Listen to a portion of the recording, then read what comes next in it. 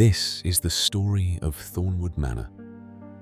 They called her just the housemaid, but she loved only one man her whole life. A man everyone said was far above her. For 50 years, she told no one about those days. And now a light was burning where none should be. She went back into the house that shut her out and found the one thing that proved she was never wrong. The truth had waited 50 years. Mabel pulled her coat a little tighter and kept walking. It was a cold evening in late November, still and sharp beneath a clear sky. Frost had already touched the hedgerows along the lane. Her breath showed pale in the dark. She knew this road well. She had walked it for most of her life, down past the old churchyard, past the row of shuttered cottages, all the way to the iron gate of Thornwood. Above her, the sky was clear and full of stars. Somewhere a fox called once, and then went quiet. The village behind her was already asleep.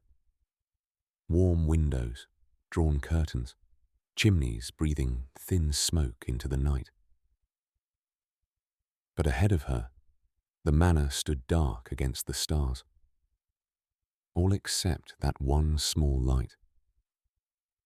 It glowed steady in the west wing, patient, waiting, as if it had always been there. There is a little you should know about Mabel. She was 65 years old that winter.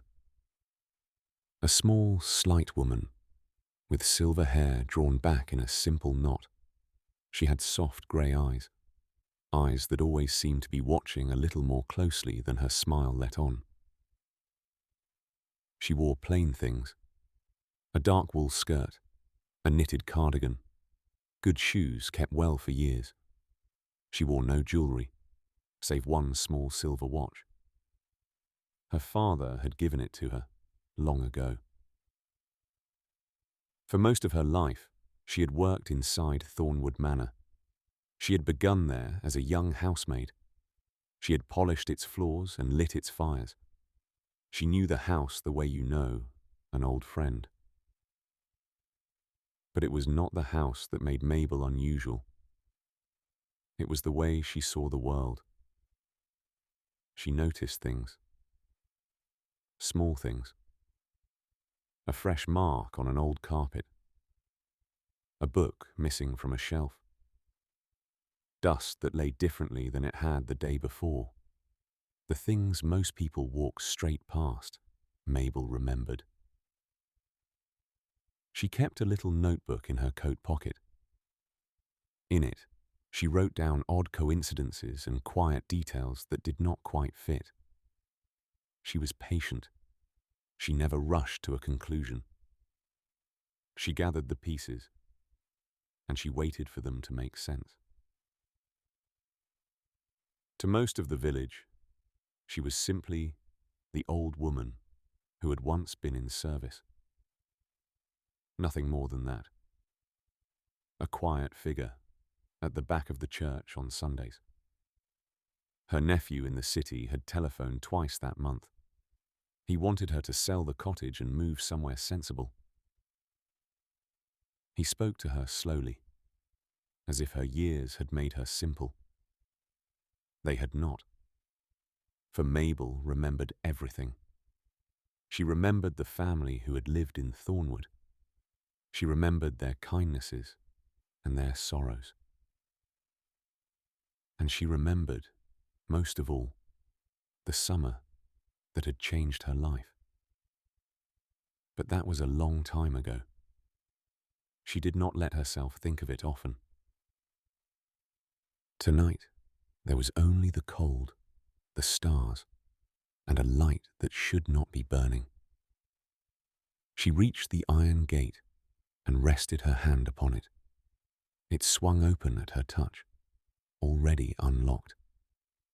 And Mabel stepped through, into the grounds of Thornwood Manor. The gravel path was silvered with frost, and it crunched softly beneath her shoes. Mabel walked slowly toward the great front door. She had come and gone through the servants' entrance for most of her life, but tonight the front door stood slightly open, a thin line of darkness where the wood met the frame. She paused on the step, an open door, in a house that was meant to be empty. Anyone else might have turned back. Mabel simply grew more curious. She pushed the door, and it swung inward with a low, familiar groan. She knew that sound. She had heard it 10,000 times. The great hall opened before her, wide and dark and cold.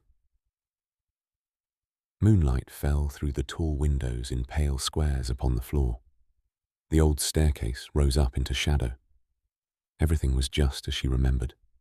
The long mirror, the empty fireplace, the faded portraits watching from the walls. And yet, something was different. Mabel stood very still, and she let her eyes move across the room. This was what she did best. She looked, and she waited, and she let the details come to her. There, on the floor by the staircase, a lantern, an ordinary storm lantern, the kind a person carries when the power has long been cut.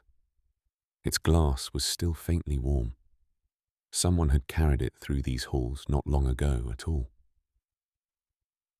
Not years past, as she might have expected of an empty house, but that very evening, perhaps only an hour before. Mabel took her little notebook from her coat pocket.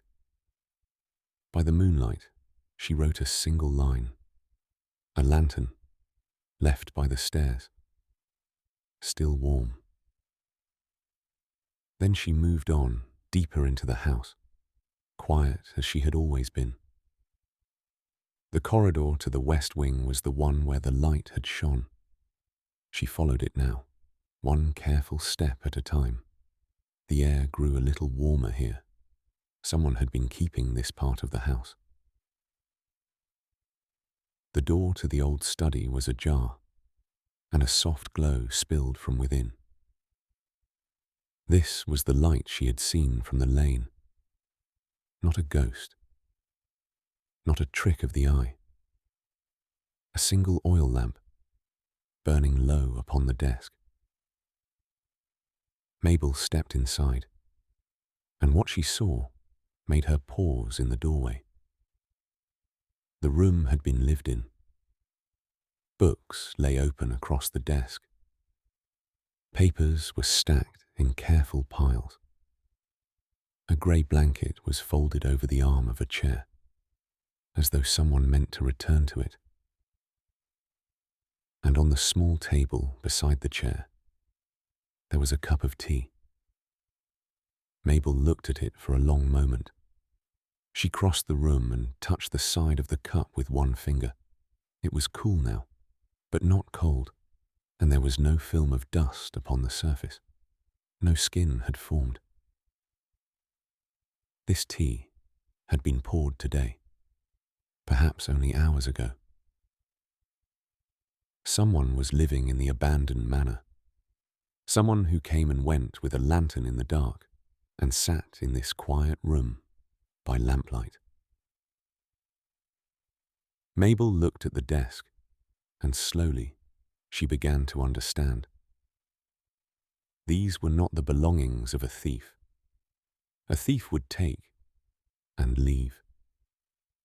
But nothing here had been carried off. The open books, the papers sorted into careful piles, the lamp left burning over them. Someone had been reading and sorting and looking for something among these pages. She let her eyes travel over the pages. Old household records, letters, tied in faded ribbon, the history of Thornwood, spread across the desk. Whoever they were looking into the past, into the story of this very house. Mabel felt no fear, only a deep and quiet wondering. For she, too, knew the past of Thornwood. She had lived a good part of it. If anyone in the world could understand what this stranger was searching for, it was her. She wrote one more line in her notebook. A cup of tea, still warm. Books left open across the desk. And then she heard it. Somewhere above her, in the dark of the house, a floorboard creaked. Someone else was here, and they were awake. Mabel stood very still and listened. The creak above her did not come again, but she was certain of what she had heard. A footstep on the old boards of the landing. She was not afraid. Fear had never been her way. She was simply curious, as she had always been. She left the study and crossed to the foot of the great staircase. She rested one hand upon the banister she had polished 1,000 times. Then she called up into the darkness in a calm and steady voice. "I know someone is there," she said. "There is no need to hide. I mean you, no trouble." For a moment, nothing. Only the settling of the old house around her. And then, at the top of the stairs, a light appeared. A candle, held in a careful hand. And behind it, the face of an old man looking down at her. He came down slowly, one step at a time. He was tall, though age had bent him a little. His hair was white, his coat was worn, and his eyes, when the candlelight reached them, were kind and very tired. He stopped on the last step and looked at her for a long, long moment. And Mabel, who noticed everything, felt her heart go still. In that single instant, standing at the foot of the stairs, Mabel was no longer 65. She was 16 again, in the schoolroom at the end of the village, bent over a slate covered in numbers, while old Mr. Pruitt marked her sums with something close to wonder. She had always been quick with figures, quicker, if she was honest, than any other pupil the school had seen in years. Mr. Pruitt said so himself more than once to anyone who would listen. There had even been talk, that final spring, of a place at a proper college in the city. A scholarship, hard won and rare for a girl from a village like theirs. Mabel had lain awake more nights than she could count, imagining rooms full of books and numbers larger and stranger than any she had yet been taught. That same spring, her father had taken ill. It came on slowly at first, a cough that would not clear, a tiredness that sleep did not mend.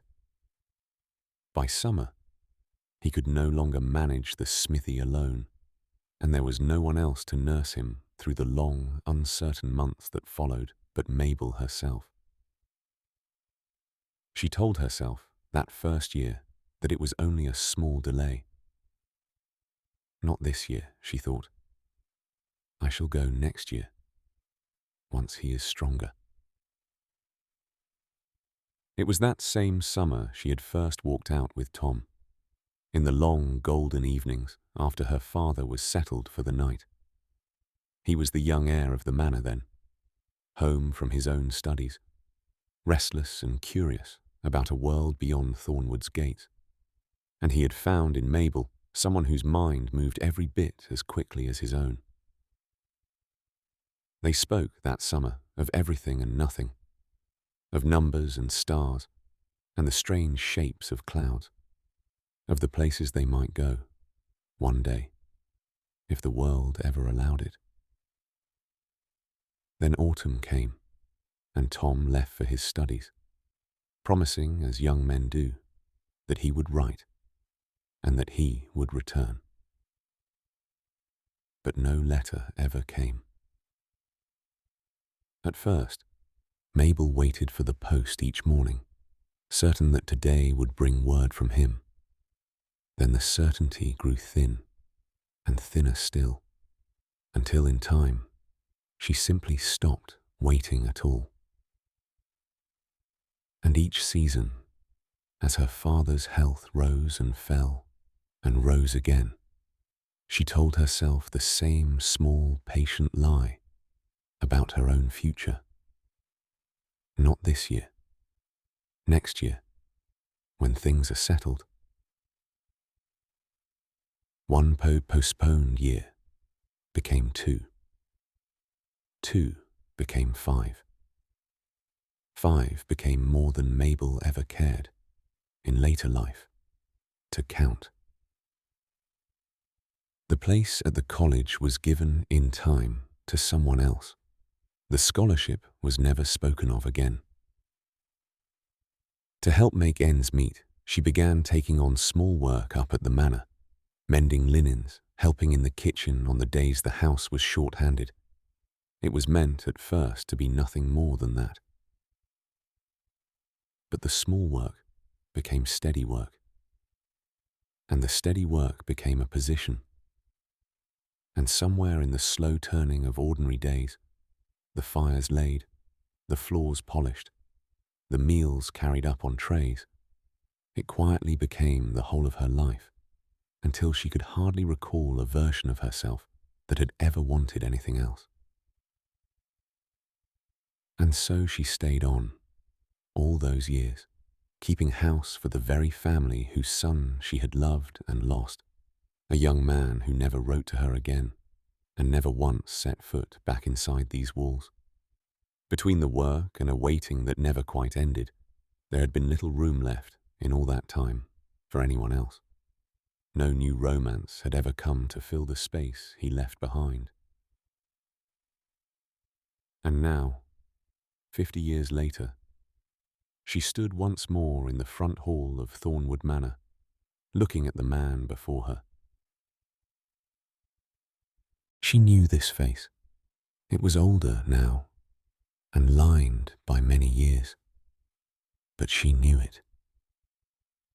Mabel, the old man said softly, as though he could scarcely believe the name himself. It was Tom. Tom Thornwood, the grandson of the old mistress of the house, the young man she had loved for most of her life, a love that had begun one summer, long ago, and never truly ended. They stood there together in the candlelight, neither quite able to speak. 50 years lay between this moment and the last time they had stood in this hall. 50 years, and a silence that had never been explained. I did not think, Tom began, and then stopped. He tried again, more gently. I did not think I would ever see you again. Mabel found that her voice was steady, even now. And you, she said. Tom nodded, as though that single word had answered something far larger than a greeting. For a moment he only looked at her, as if learning her face all over again. Mabel, he said at last quietly, there is something I must show you. Come, let us sit somewhere I can light a lamp properly. Tom led her into the study, where the lamp still burned. He moved an old chair toward the fire for her, as though the years had never passed. For a little while, They simply sat, two old friends, in a quiet room, with a great deal of time between them. Then Tom reached into his coat, and he took out a folded piece of paper. It was worn thin at the creases, as though it had been opened and read many times. 3 weeks ago, he said, I received this. It came to me across the sea, forwarded from address to address. It is the reason I am here. He handed it to Mabel. She unfolded it carefully beneath the lamp. It was a telegram, and the date upon it was very old. It had been sent, she saw, just a few days before the death of the old housekeeper, Mrs. Ainsley, who had run Thornwood for 40 years. The message was short. Mabel read it slowly, once, and then again. I lied to you both. The answer is at Thornwood Manor, where the music plays. Mabel lowered the telegram and sat quietly for a moment. I lied to you both, she said aloud. To you and to me. So it would seem, said Tom, but I have read those words 100 times and I cannot make sense of them. I came back to Thornwood 3 weeks ago. I have searched this house every night since. He gestured at the books and papers upon the desk, the lantern you may have found, the tea, gone cold. That was all me, I'm afraid. An old man wandering an empty house in the dark. Mabel almost smiled at that. So this was her intruder. Not a thief, not a ghost. Only Tom, come home at last, looking for an answer. But her mind had already caught upon something. That single, strange phrase. Where the music plays, she said quietly. And as she spoke the words, a memory stirred in her. Something long forgotten, from the summer they had shared, all those years ago. She sat forward a little in her chair. Something in her clicked quietly into place, the way tumblers turn, one after another, in an old lock, until at last the bolt gives way. It was a feeling she always knew, some small chance detail, finding where it belonged. For a moment, Mabel said nothing. The words settled slowly, the way words did when they were reaching back a very long way. The music box, she said at last, in the drawing room. It has stood on the same table for 60 years. Tom looked at her, surprised. You remember it? I dusted it every week of my working life, Mabel said. I would know its tune anywhere. They went together down the hall, Tom carrying the candle, Mabel steady beside him despite the hour. The drawing room was cold and closed, the furniture draped in pale cloth like sleeping shapes. But there, on its little table by the window, stood the music box exactly where it had always stood. It was porcelain, painted with roses gone soft with age, and a small ballerina rose from its lid, frozen mid-turn.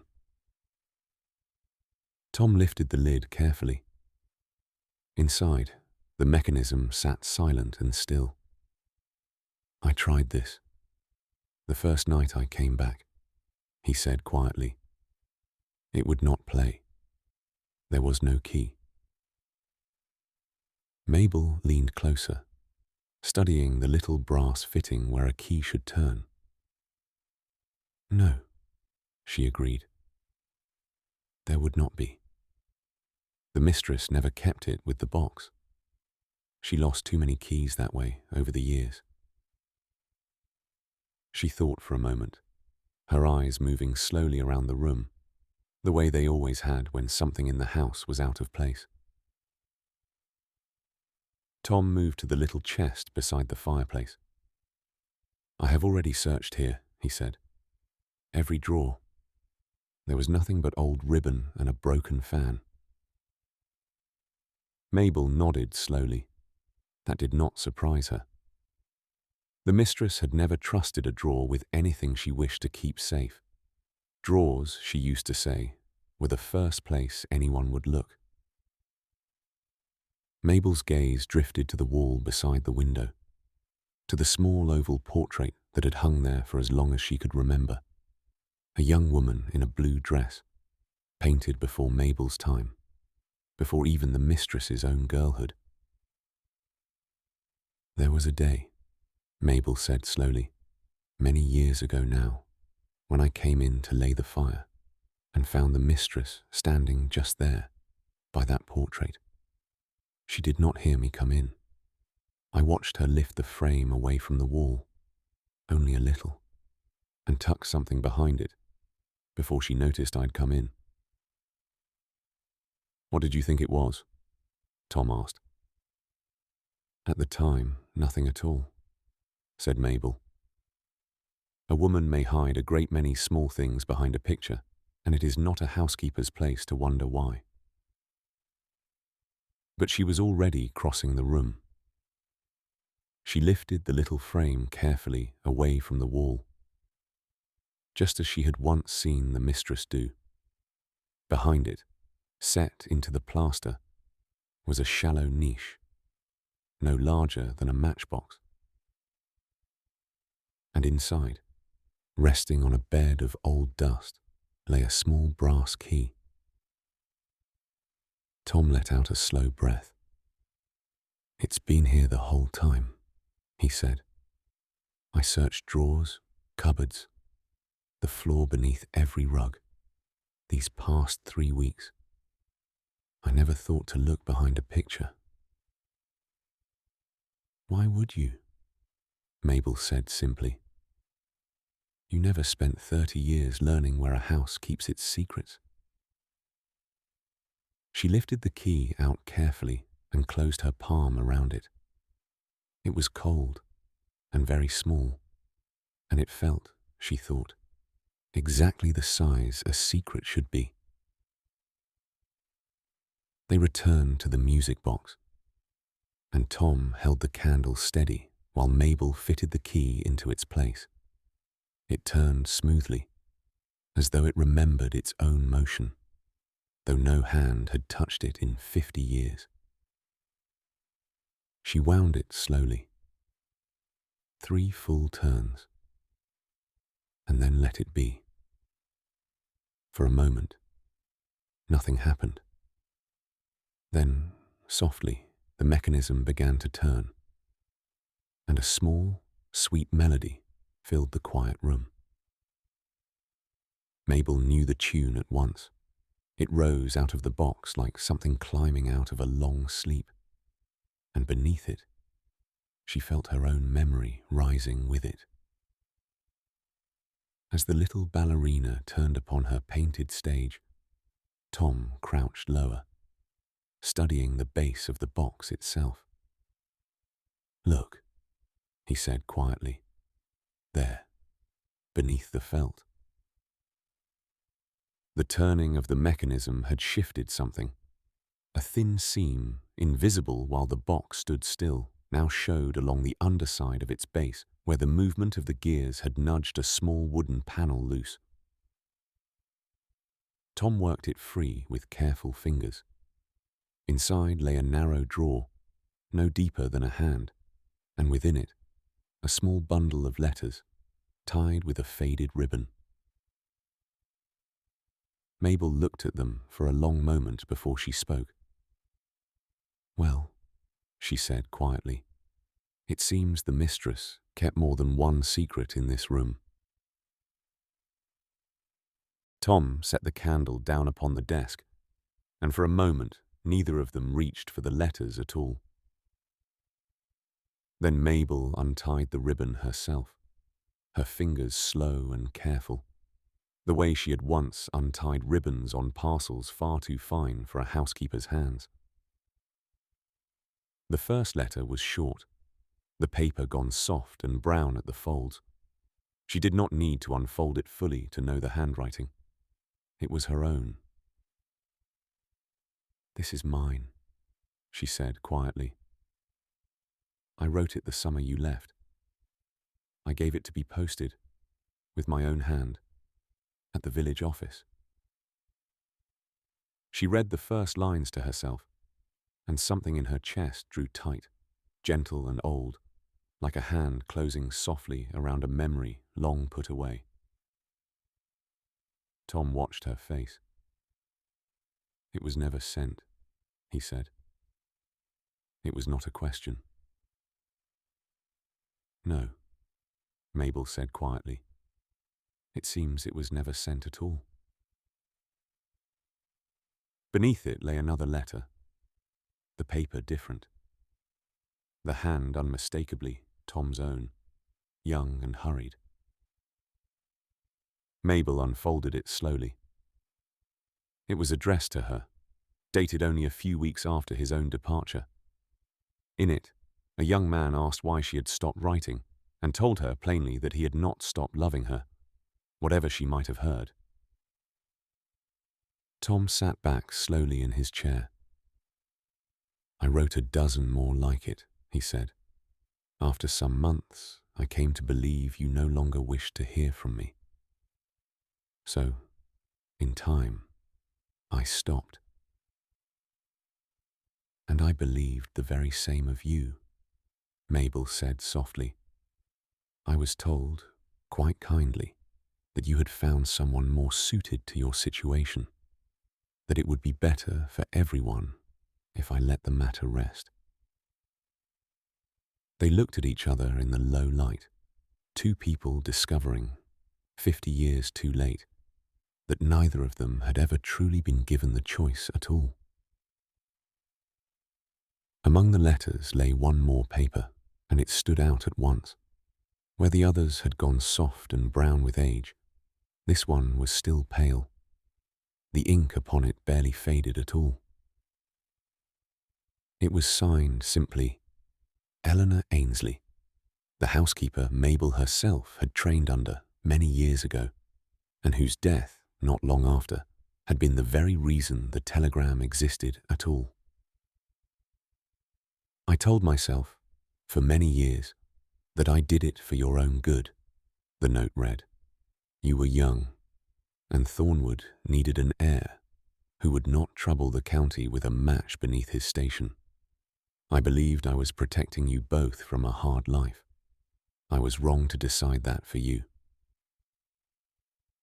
I kept your letters instead of destroying them, because even then, I could not quite bring myself to erase what you had written.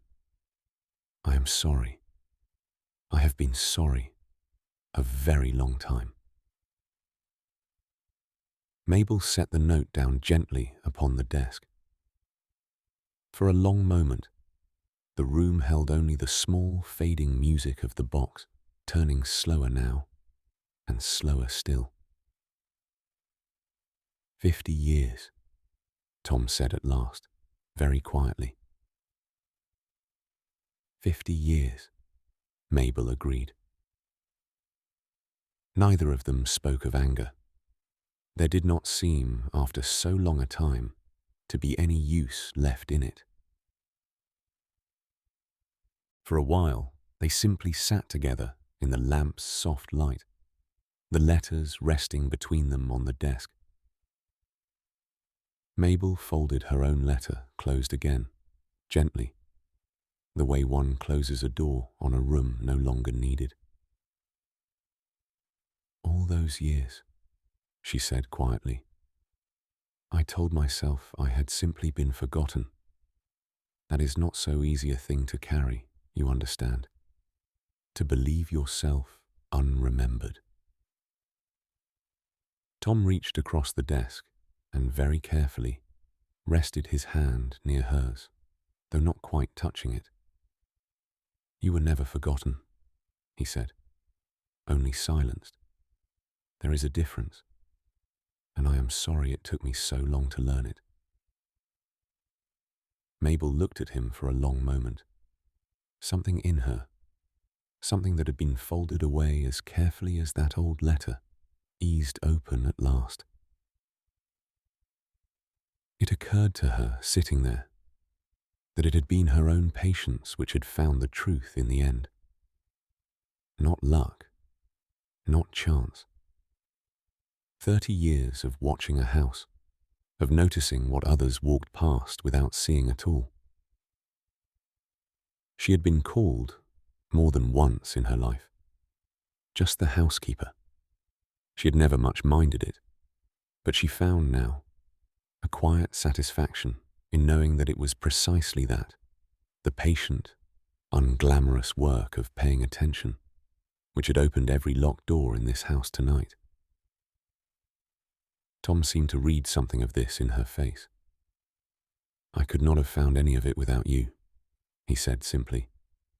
"Not the box, not the key, not the truth of it." "No," Mabel agreed, without false modesty. "You could not have." They kept talking, long after the letters had been set aside, no longer about locks or keys or secrets, but about the small, ordinary business of 2 long lives lived apart. Mabel told him of the years at Thornwood, of the families that had come and gone from the great house, of the village as it had slowly changed around her. Tom told her of the places he had lived, the work he had done. None of it, he admitted, ever quite feeling like home. Neither of them noticed, at first, how the grey at the window had begun, very gently, to lift. It was only when a blackbird called, somewhere close beyond the glass, that Mabel glanced toward the window and saw how far the night had gone. "Goodness," she said with the faintest of smiles. "We have talked until morning." "So we have," Tom said, and did not sound in the least sorry for it. He walked her home himself, along the same lane she had come by in the dark, though everything looked different now in the pale, early light. They said little on the way. There did not seem, after so long a conversation, to be any great need for more words. It was enough to walk together, unhurried, past the same hedges and the same iron gate standing open behind them now. At her garden gate, Tom stopped, and for a moment neither of them moved to say goodbye. "Thank you," he said at last, "for everything you found tonight, and for staying when you might easily have gone home hours ago." "I was never going to leave," Mabel said simply, with a light burning where it had no business to be. Tom smiled at that, and for a moment he looked, she thought, rather like the young man she remembered, standing awkward and hopeful at a garden gate very much like this one. "Well then," he said, "perhaps you would allow me to return the favour. Tea this afternoon? 4 o'clock, if that suits you." Mabel considered him for a moment, the morning light settling softly over them both. 4 o'clock, she agreed. "I shall bring the good biscuits." Tom laughed, quiet and real, and turned back toward the manor, and Mabel let herself in at her own gate, into a morning that felt, for the first time in 50 years, entirely new.